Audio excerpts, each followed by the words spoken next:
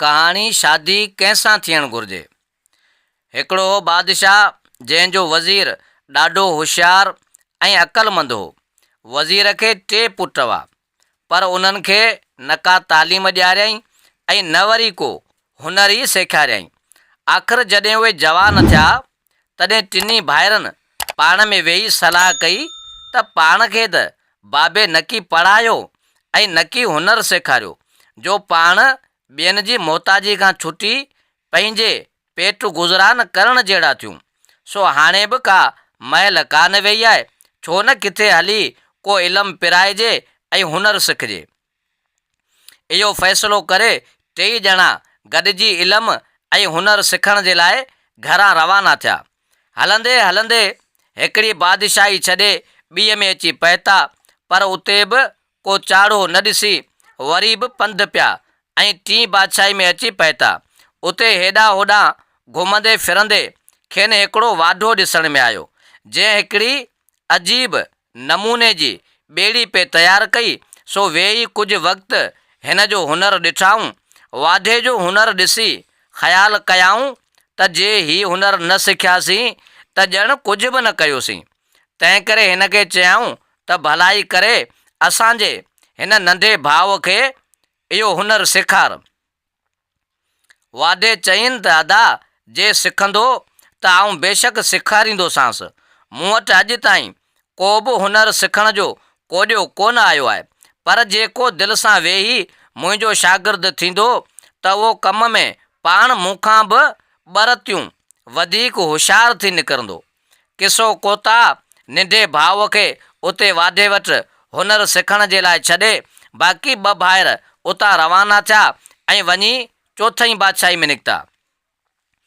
घुमंदे घुमंदे हिकिड़े हंधि अची ॾिसनि त हिकिड़ो माण्हू बंदूक वेठो ठाहे, जेका अहिड़ी आहे जो हिकिड़े ई धक सां चइनी तरफ़नि ॾे निशान पई चिटे।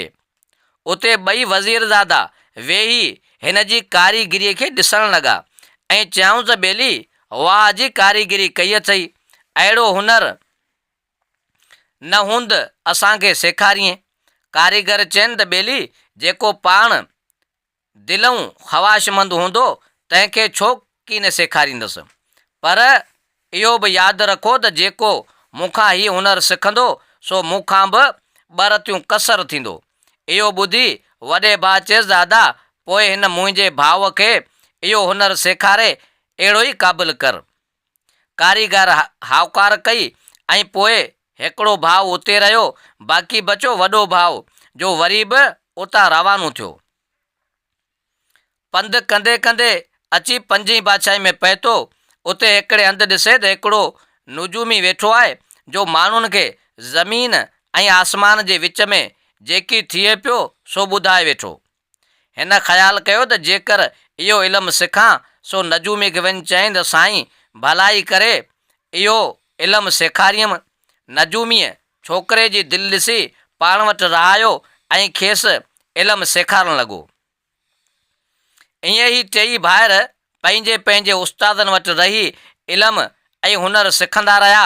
कुझु सालनि खां पोइ जॾहिं सिखी भड़ थिया तॾहिं पंहिंजे उस्तादनि खां मोकिलाए हर हिकु भाउ सिखियल हुनर मां ठाहियल शयूं खणी रवाना थिया। नंढे भाउ ॿेड़ी ठाही, विचें भाउ बंदूक खईं, वॾो वरी नजूमियत जा किताब खणी रवानो थियो। थोरनि ॾींहंनि खां पोइ अची पंहिंजे ॻोठ पहुता। पीउ खे अची ॿुधायऊं त असीं ख़ैर सां कुझु हुनर ऐं इल्मु सिखी आया आहियूं। वज़ीर पुछनि त कहिड़ो हुनर सिखी आया आहियो? तॾहिं हिकिड़े चयो, आउं अहिड़ी ॿेड़ी ठाहे सघां थो जा 7 समुंड पार करे वेंदी, पर जे भॼी पवे त उनखे वरी अहिड़ीअ तरह दुरुस्त करे सघां थो जो कंहिं माण्हूअ खे बि पतो पइजी न सघंदो त उहा किथां भॻल आहे। तंहिंखां सवाइ का बि भॻल शइ मूंखे ॾियो त उहा बि अहिड़ीअ तरह जोड़े सघां थो जो को बि उन जी परख न करे सघंदो। वरी ॿिए ॼणे चयो त आउं अहिड़ी बंदूक ठाहे सघां थो जा हिकिड़े ई धक सां चइनी तरफ़नि निशान चिटे सघे थी ऐं उन जो धक ख़ाली न वेंदो। टें चयो त आउं नजूमियत जो इल्मु सिखी आयो आहियां, उन जे वसीले ज़मीन ऐं आसमान ते जेकी कुझु थिए पियो ऐं हिन खां पोइ जेकी थींदो उन जी सभु ख़बर पइजी सघे थी। इहो ॿुधी वज़ीर चयनि त चङो, आऊं उन जो आज़मूदो वठंदुसि त अवी बराबरि कुझु सिखी बि आया आहियो या अजायूं डाड़ूं पिया हणो। भरिसां हिकिड़ो वणु हो, उन में कंहिं पखीअ जो आखेरो हो। इहो ॾिसी वज़ीर पहिरीं वॾे पुट नजूमी खां पुछो, भला ख़बर ॾे त हिन आखेरे में केतिरा आना आहिनि। हिन थोरीअ देरि में हिसाब करे ॿुधायसि त हिन आखेरे में 4 आना आहिनि। मथे चढ़ी वञी ॾिसनि त बराबरि 4 आना पिया आहिनि।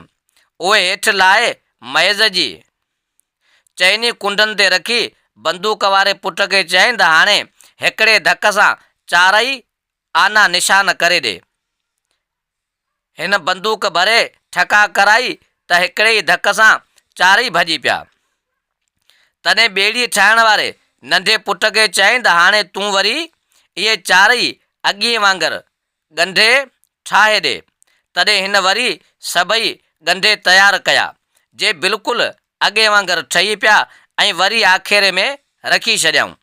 वज़ीर जॾहिं पंहिंजे टिनी पुटनि जो इहो आज़मूदो वरितो तॾहिं हिननि जे हुनर ऐं इल्म खे ॾिसी ॾाढो ख़ुशि थियो।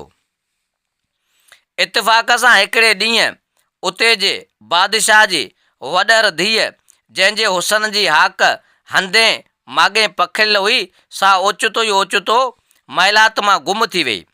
केतिरी ॻोल्हा बैदि बि उन जो पतो पइजी न सघियो।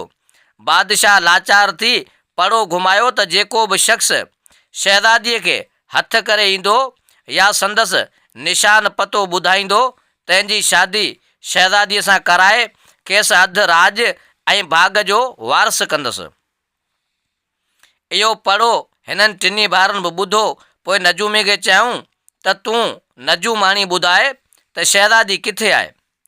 नजूमीअ भाइरनि जे चवण ते हिसाब किताब ठाहे ॿुधायो त शहज़ादीअ खे हिकिड़ो देव खणी वियो आहे, जो 7 समुंड जे विच में हिकिड़े ॿेट ते रहे थो। तॾहिं ॿेड़ीअ वारे भाउ खे चयूं त तूं का अहिड़ी ॿेड़ी तयारु करे वठ जो जल्दी हली उन ॿेट ते पहुचूं। आख़िर हिन ॿेड़ी ठाहे वरिती, जंहिंमें चढ़ी ही 3 भाइर रवाना थिया ऐं अची ख़ैर सां उन ॿेट ते पहुता। ॿेट ते लही शहज़ादी जी ॻोल्हा कंदे खेनि परे खां हिकिड़ो महिलात ॾिसण में आयो। वधी अची महिलात खे वेझा थिया। अंदरि घिड़ी ॾिसनि त शहज़ादी हिकिड़े पलंग ते वेठी आहे, पर देव आहे ई कोन। हू ॾींहं जो ॿाहिरि निकिरी वेंदो हो ऐं राति जो मोटी ईंदो हो। शहज़ादीअ जो हिननि खे ॾिठो सो अजब में पइजी वई ऐं ख़्यालु कयाईं त वेझड़ाईअ में देव त को माण्हू जीअरो छॾियो ई कोन आहे। हीअ अलाजे कीअं ऐं किथां आया आहिनि। ज़रूरु ही वीचारा बि ईअं मारिजी वेंदा जो हिननि खां पुछाईं अवी केरु आहियो ऐं हिते कीअं आया आहियो। हिननि जवाबु ॾिनो त असीं तुंहिंजे मुल्क जे वॾे वज़ीर जा पुट आहियूं ऐं तोखे देव जे क़ैद मां छॾाइण जे लाइ आया आहियूं। शहज़ादी पंहिंजे माण्हुनि खे ॾिसी ॾाढो ख़ुशि थी, पर पोइ अफ़सोस सां चयाईं त शाम जो देव आयो त अव्हां खे पक मारे छॾींदो, सो मूंखे कीअं वठी हलंदा।